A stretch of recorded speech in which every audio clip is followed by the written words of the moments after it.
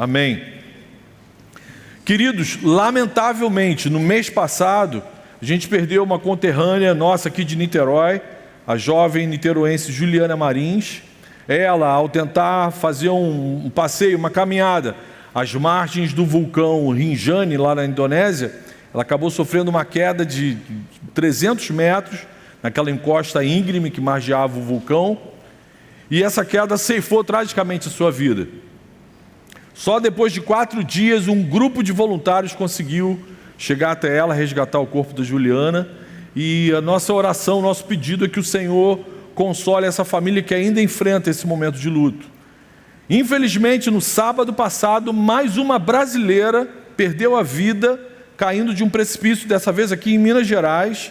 Daiane Marques, uma montanhista experiente, caiu de uma altura de 93 metros, não resistiu à queda.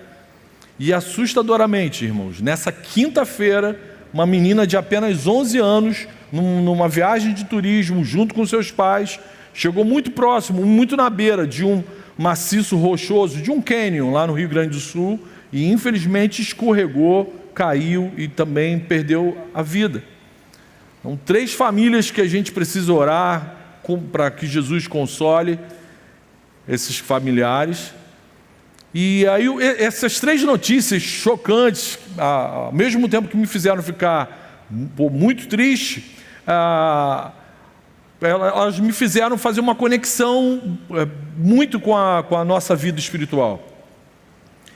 Nossa caminhada cristã, situações metaforicamente semelhantes ao andar muito próximo a um abismo, traz esse risco para a vida da gente de, no momento de distração, enfim, no momento de andar muito na beira do abismo, muito distante do Senhor, a gente pode sofrer a queda nesse precipício espiritual.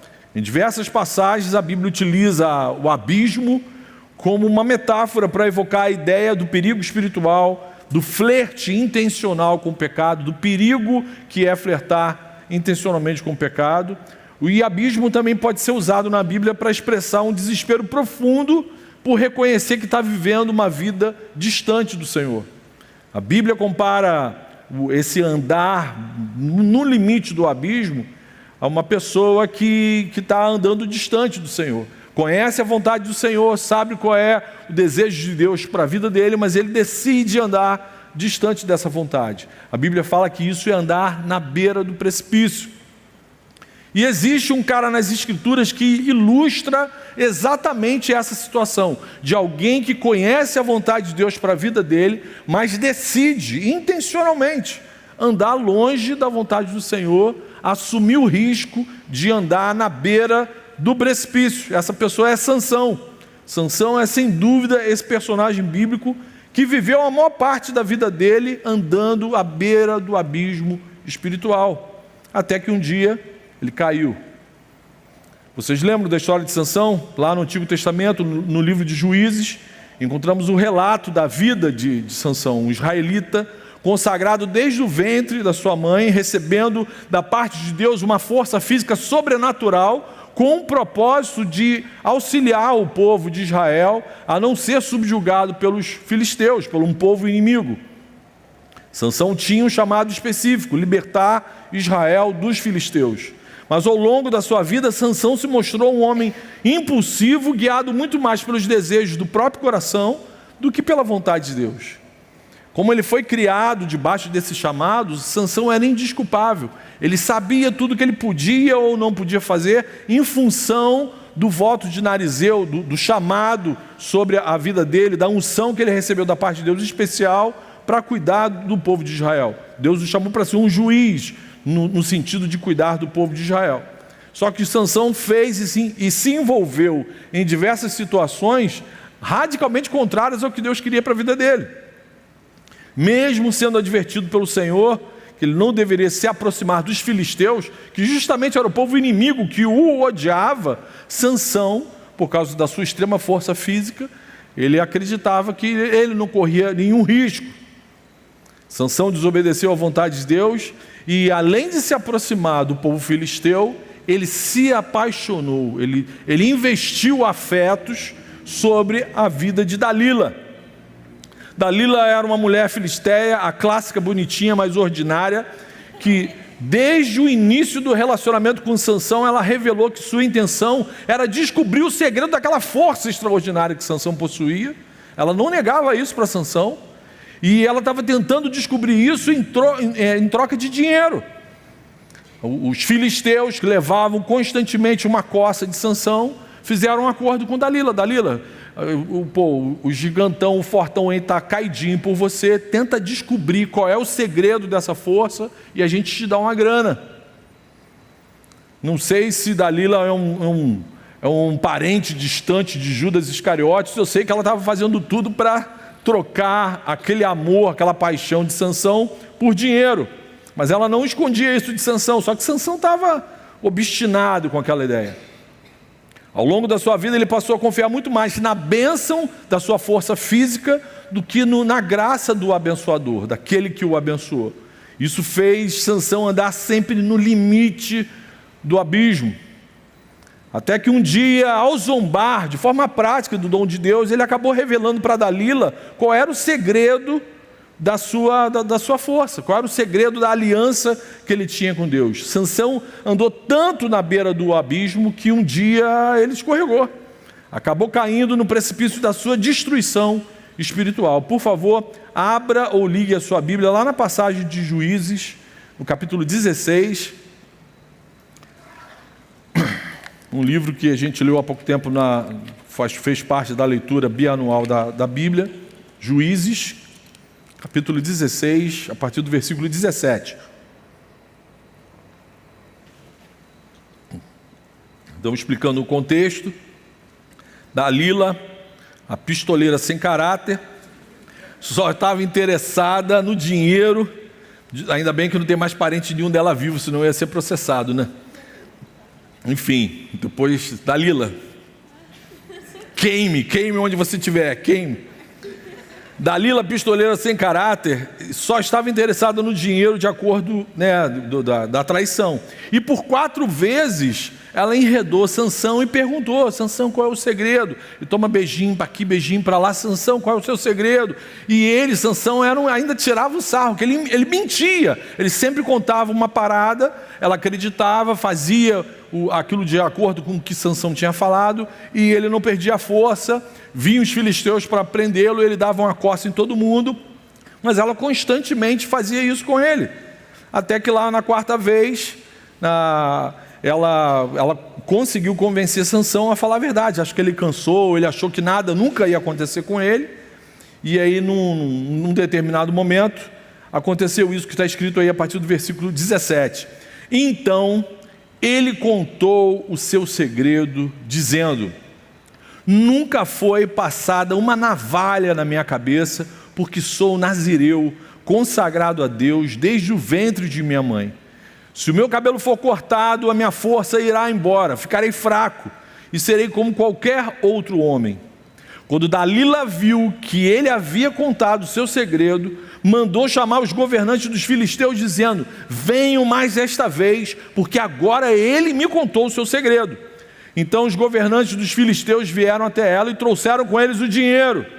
Dalila fez que Sansão dormisse no colo dela, e tendo chamado um homem, mandou rapar-lhe as 7 tranças da cabeça, e assim começou a subjugá-lo.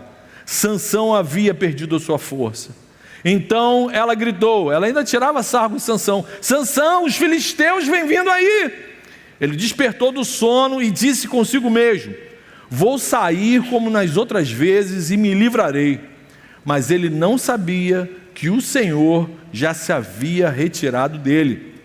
Então os filisteus o agarraram, furaram os olhos dele e o levaram para Gaza. Gaza é exatamente essa Gaza de hoje, dos noticiários. Os filisteus ocupavam a faixa de Gaza. Mais tarde o Império Romano vai chamar todo aquele território de Filistina, e aí vem a história da Palestina que a gente conhece, exatamente o que está acontecendo nos dias de hoje. Ou seja, essa galera que viveu, ocupou Gaza ao longo desses milênios, nunca teve nenhum afeto, nunca teve nenhuma forma de relacionamento minimamente diplomático com o povo de Israel. Só para vocês terem uma ideia que essa luta, essa briga não começou ontem. Os filisteus amarraram Sansão com correntes de bronze e o puseram a virar um moinho na prisão. Sansão foi tratado como se fosse literalmente um animal de trabalho para os filisteus.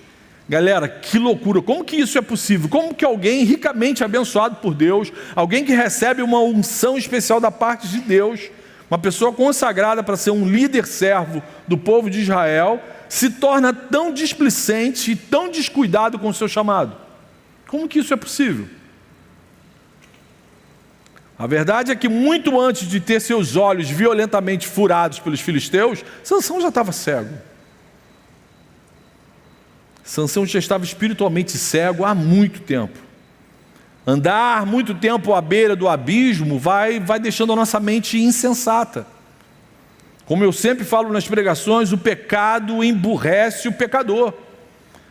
O cara foi andando tanto tempo na beira do abismo, foi se enchendo de insensatez, foi ficando tosco, embrutecido, burro, e um dia ficou cego. Acreditava que a força do seu braço o livraria sempre de qualquer roubada. Não é o Senhor que me livra, é o meu braço, eu sou forte, eu dou um jeito. Mas o excesso de autoconfiança não livrou Sansão da queda. Essa é a nossa primeira lição que a gente pode extrair da vida e desse texto aqui. O excesso de autoconfiança não livrou Sansão da queda. Sansão acreditou que a força física ia superar a fraqueza espiritual. Às vezes, de forma semelhante, a gente acredita que a nossa capacidade acadêmica, que a nossa sagacidade, a nossa inteligência pode superar a nossa displicência espiritual. Isso às vezes pode acontecer na nossa caminhada aqui.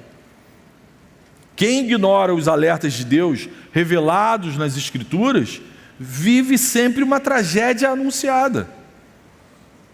Sansão esqueceu que sem a graça sustentadora de Deus, todos nós, inclusive ele, estava inclinado para a queda. Sansão esqueceu disso.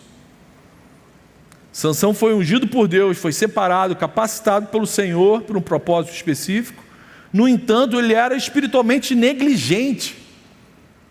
Ele fazia questão de andar na berola do pecado de forma completamente displicente. Ele era um desobediente compulsivo. Confiava mais na bênção do que no abençoador. Ele desprezou tanto os alertas de Deus que acabou caindo. Isso tornou o homem mais forte do mundo completamente vulnerável. E aí, trazendo para a nossa realidade, galera, a verdadeira força de um discípulo de Jesus não está nas bênçãos, nos dons, nos talentos que nós recebemos do Senhor. A força da gente está no nosso relacionamento íntimo com o nosso Senhor, com aquele que nos concede as bênçãos. Quanto mais submisso eu for ao senhorio de Jesus, mais forte espiritualmente eu vou ser na minha caminhada. Menos buracos eu vou pisar, menos tombos eu vou levar. A negligência em se submeter ao senhorio de Cristo faz com que a gente ande na beirada do abismo. E aí pode parecer inofensivo no começo, mas a displicência vai nos empurrando, pouco a pouco, invariavelmente, para o abismo. Eu lembro de um rapaz que cresceu aqui no nosso meio, um cara racionalmente inteligente, conhecedor da palavra, chegou a ser líder de uma célula, mas talvez esse excesso de autoconfiança na sua capacidade acadêmica e o descaso com a sua vida de devoção a Jesus foi fazendo ele se aproximar demais de outros jovens da idade dele, mas que odiavam a fé que ele dizia professar. Ele começou a andar muito tempo com muita gente que odiava a fé cristã e que deixava isso explícito. Mas ele achava que não tinha problema andar muito tempo com gente que odiava a fé cristã. Ele acreditou que isso não era um problema, ele desprezou aquela advertência bíblica do apóstolo Paulo que diz que as más conversações corrompem os bons costumes. Eu sei que a gente tem que ter alvos de evangelismo, nosso amigo de oração é lícito e a gente deve ter amizade e caminhar com pessoas que ainda não conheceram Jesus, mas você devotar afeto, criar vínculos com pessoas que deliberadamente expõem, que odeiam Jesus, isso não é evangelismo, isso é insensatez. O que Sansão fez com Dalila não era evangelismo, era insensatez. Sansão não ia conseguir trazer Dalila para o povo de Israel. E aí esse rapaz, até que um dia, de tanto andar com essa galera, o inimigo furou seus olhos espirituais, ele acabou caindo do abismo, se afastou da igreja, da cela, do reino, e até hoje está lá no fundo do poço. Galera, quando a gente olha para Jesus nos evangelhos, jamais veremos Jesus andando no limite, experimentando o limite, sendo displicente, sendo desobediente. Jamais a gente não vai encontrar isso na pessoa de Cristo. Muito pelo contrário, a Bíblia fala que ele foi obediente até a morte, e morte de cruz. E aí vem logo uma pergunta para a nossa reflexão: como que está a nossa submissão ao senhorio de Cristo hoje? Como que eu e você temos lidado, como que os nossos desejos, as nossas vontades têm se comportado diante do senhorio de Cristo? Somos mais parecidos com Jesus ou com Sansão? Sansão foi parar no fundo do abismo porque desprezou a sua aliança com Deus. E note bem, isso não aconteceu da noite para o dia. Ele não saiu depois de uma reunião do Gol e falou: hoje eu vou pecar, hoje eu vou encontrar Dalila e lá. Não foi. A coisa foi gradual. Sansão foi se aproximando do limite aos poucos. Primeiro se aproximou de um lugar errado, depois flertou com as pessoas erradas, com más companhias, depois começou a projetar afeto, ele começou a se envolver emocionalmente com as más companhias. E aí brincou tanto com o precipício que um dia caiu. A queda de alguns de nós não começa com uma grande tragédia. Ela começa com pequenos descuidos, um dia atrás do outro, um pequeno descuido, mais um pequeno descuido, com a busca da nossa santificação. E aí um dia, quando a gente menos percebe, a gente já não está enxergando mais nada direito. A beira do abismo passou a ser o caminho normal da gente andar. E aí o inimigo das nossas almas não tem pressa. O diabo não tem pressa com gente que está andando na beira do abismo. Ele sabe que a qualquer momento vai ser fácil de furar o zóio do Zé Arruela que está andando ali na beira do abismo. Ele espera você relaxar, ele espera você se encher de autoconfiança, e aí ele dá aquele peteleco satânico e você despenca. Quando você está cheio de si e longe de Jesus, um simples toque te leva para o fundo do poço. Essa é a segunda lição que a gente aprende com Sansão. Afetos desordenados cegam o nosso entendimento. Afetos desordenados cegam o nosso entendimento. Se apaixonar por aquilo que de antemão Deus já condenou, é se lançar intencionalmente na escuridão, é se recusar a enxergar. Dizer que ama, eu amo, eu nasci assim, eu amo desse jeito, eu gosto disso. Mas se de antemão você sabe que isso que você diz gostar, esse afeto que você diz nutrir, é radicalmente contrário ao que Deus já revelou como vontade explícita para a sua vida, cara, além de insensatez e burrice, de estupidez, isso é andar como se fosse um cego, sem bengala. A queda no precipício é só uma questão de tempo. Sansão se submeteu aos seus desejos. Ele se submeteu àquilo que o seu coração inventava. Ele passou a ser servo dos desejos do seu coração. Ele desprezou a vontade de Deus para a vida dele e passou a servir o que ele considerava desejo, a vontade dele. Isso o cegou espiritualmente. Isso fez com que ele perdesse a noção do perigo. E aí, galera, a gente não tem como contar com a bênção de Deus sobre relacionamentos que são radicalmente contrários à vontade de Deus. Por mais que você sinta um desejo, um amor, uma paixão incontrolável, não tem como você contar com a bênção de Deus, com a aprovação de Deus sobre um relacionamento radicalmente contrário à vontade dele. O fato de nos apaixonarmos loucamente, de projetarmos nossos afetos naquilo que sabemos que não glorifica a Deus, por si só demonstra o quão cegos nós estamos. quão cegos espiritualmente a gente está. Só Jesus tem o poder e a autoridade para organizar e legitimar os nossos afetos. Se você diz ser de Jesus, se você diz ser uma pessoa que foi alcançada por esse amor que a gente não consegue entender e explicar, então só Jesus tem o poder de autorizar e legitimar os nossos afetos. Por mais que você esteja perdidamente apaixonado, isso não torna justa toda forma de amor. Deus é amor, mas o que você particularmente diz ser amor não é Deus. Isso que as pessoas falam por aí, não, eu amo, não, isso que eu sinto por essa pessoa é amor. Então esse sentimento que a gente particularmente diz sentir não é Deus. E aí determinadas práticas afetivas que Deus chama de perversão, tem gente por aí que chama de amor. Quem tem a razão? Com quem está a verdade? Determinadas práticas afetivas que a nossa sociedade diz que é amor, Deus diz, e isso aí é perversão. Se você se diz cristão, entenda, os nossos afetos, desejos e paixões só serão abençoados se eles estiverem alinhados e submissos com a vontade de Deus para a sua vida. E onde que está a vontade de Deus para a minha vida? Meu irmão, está escancarado na Bíblia. Se você for minimamente alfabetizado, você consegue enxergar a vontade de Deus para a sua vida. Sansão se apaixonou por Dalila sabendo que aquilo ali era errado. Ele se envolveu, ele buscou intencionalmente, ficou obstinado. Um relacionamento que ele sabia de cara que era uma roubada, uma furada, um jugo desigual. Não tinha como lá no meio do caminho ele, Senhor, abençoe o nosso relacionamento. Ela é tua inimiga, ela te odeia, mas eu sei que o Senhor é um Deus bom, vai dar um jeitinho aí.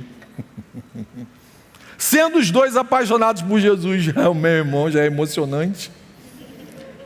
Imagina uma pessoa odiando. Não dá, cara, não dá. Então a gente precisa aprender com o nosso irmão que escorregou e caiu. A gente tem que aprender com Sansão. Quando nós entregamos o nosso coração para aquilo que é contrário à vontade de Deus, a gente perde o discernimento. A gente se torna cego espiritualmente. Isso faz com que a gente também se torne presa fácil para o inimigo das nossas almas. Sansão pensou que poderia ficar de boa e sair disso ileso, que não ia acontecer nada. Ele mesmo fala isso, vou sair disso como antes. Os caras estão vindo aqui para me prender, mas eu sempre saí, eu sempre me dei bem, eu sempre dei a volta. Mas ele não conseguia nem perceber que a bênção de Deus não estava mais sobre a vida dele. A palavra diz lá, o Espírito de Deus já havia deixado Sansão. Sansão agora está por sua conta e risco. A vida de Sansão só não virou uma completa tragédia porque a misericórdia do nosso Deus se renova a cada manhã. Aleluia, aleluia. Essa é a nossa terceira lição, a lição mais preciosa dessa passagem, que me chamou mais atenção. Mesmo quando caímos no abismo, há graça para recomeçar. Aleluia. Mesmo quando a gente cai, a gente dá mole, escorrega e cai, existe graça para recomeçar. Eu sei que no reino dos homens nem sempre o resgate chega a tempo. Eu sei que no reino dos homens, às vezes, dependendo da altura, não dá nem tempo de chegar a um resgate.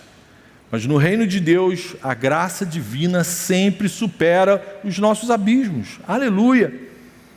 A dor da queda fez Sansão despertar daquele sono da soberba, da autoconfiança e do auto-engano. E aí, num momento ímpar de lucidez e arrependimento, ele chamou, Juízes 16, lá no versículo 28, ele faz uma oração simples: Senhor, lembra-te de mim. E aí, no fim, a misericórdia de Deus alcançou Sansão. Arrependido, ele clamou ao Senhor por uma última vez. Ele sabia que ia ser o seu momento final. E aí ele foi usado para cumprir exatamente o propósito do qual Deus o chamou, Deus o levantou, Deus o trouxe à existência. Salmo 51, versículo 17 diz que o sacrifício que agrada a Deus e que ele jamais desprezará é um espírito quebrantado e um coração contrito. Sansão de fato reconheceu o erro, ele se arrependeu e ele clamou: Senhor, tem misericórdia de mim, me socorre. Então guarde isso, mesmo quando caímos, há graça para recomeçar. O reino de Deus funciona totalmente diferente do reino dos homens. Nosso Deus, além de ser compassivo, gracioso, ele é rico em misericórdia. E acima de tudo, ele é soberano, ele é o Senhor da história. É impossível que ele se frustre. O que ele tinha planejado para Sansão se cumpriu. Isso dá certeza para a gente, para mim e para você, que o propósito que Deus estabeleceu para a sua vida vai se cumprir, amém? Independentemente das nossas fraquezas, dos nossos vacilos, das nossas loucuras, das nossas crises de sorvetinho, cara, o que Deus estabeleceu para a sua vida vai se cumprir, amém? Isso é bênção. Os planos do soberano nunca serão frustrados, nunca. Foi uma pena Sansão ter vivido um relacionamento com Deus muito aquém do que ele poderia ter vivido. Sansão passou a vida inteira dele batendo cabeça, andando distante do Senhor. Poderia ter vivido extremamente próximo, íntimo do Senhor. O mesmo pode acontecer hoje com a gente. Sempre que a gente perde Jesus de vista, a gente passa a viver aquém do que Deus de fato deseja para a vida da gente. Vida abundante, novidade de vida. Mas você está vivendo distante, você não perde a filiação, mas você perde a intimidade com o Pai. Mas, assim como aconteceu com Sansão, isso que a gente precisa guardar, no momento em que a gente reconhece o nosso erro, no momento em que a gente se arrepende e clama pelo Senhor, sempre há graça para recomeçar. Aleluia. Vamos para as aplicações? O que a gente pode com essa exposição fazer de prático no nosso dia a dia? Cultive a vigilância espiritual todos os dias. Cultive a vigilância espiritual todos os dias. Ore e vigie. Não confie na força do seu braço, não confie na sua intelectualidade, não confie na sua sagacidade. Basta Deus mexer no disjuntor, você começa a babar, espumar pela boca. Não confie na força do seu braço para vencer as lutas de hoje. Sansão caiu porque não orou, não vigiou, fez questão de andar distante do seu Senhor. Quando a gente ora, a gente se aproxima do Senhor. A gente assume que a gente não dá conta da nossa vida, por isso a gente ora. A vida cristã exige vigilância, prontidão, oração, comunhão diária com Deus e com o corpo de Cristo.